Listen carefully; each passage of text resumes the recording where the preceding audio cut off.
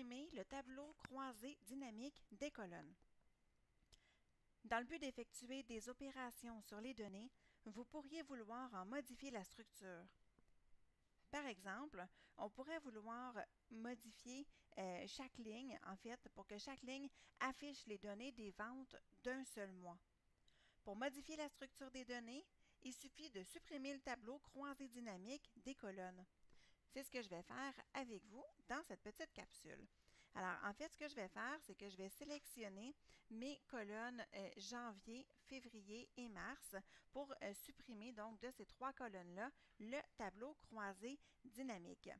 Donc, je les sélectionne et une fois qu'elles sont sélectionnées, je vais aller dans l'onglet Transformer.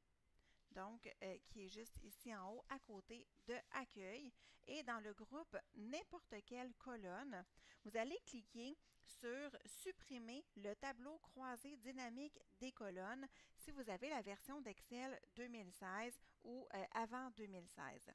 Pour ceux qui ont la version de Excel ou Office 2019, vous allez cliquer sur Dépivoter les colonnes. Donc, tout dépendant de la version d'Excel que vous avez, on clique sur Supprimer le tableau croisé dynamique des colonnes ou sur Dépivoter les colonnes. Donc, on ne clique pas sur la petite flèche, on fait juste cliquer donc sur le bouton et vous allez voir la différence. Alors donc, mes trois colonnes se sont transformées en deux colonnes, une attribut et une valeur. Donc, on va les renommer. Alors, je vais renommer ma colonne attribut date parce que c'est beaucoup plus représentatif. Et ma colonne valeur, je vais la changer pour vente. Alors, voilà.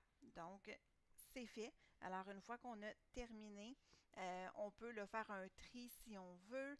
Donc, je pourrais, par exemple, trier mes régions en ordre croissant, ainsi que mes divisions aussi en ordre croissant. Et quand j'ai terminé, ensuite, je peux juste retourner dans l'onglet Accueil pour fermer et charger.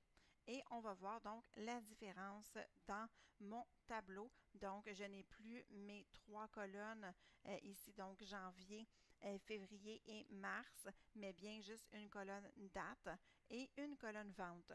Alors voilà, c'est de cette façon-là qu'on va supprimer le tableau croisé dynamique de nos colonnes.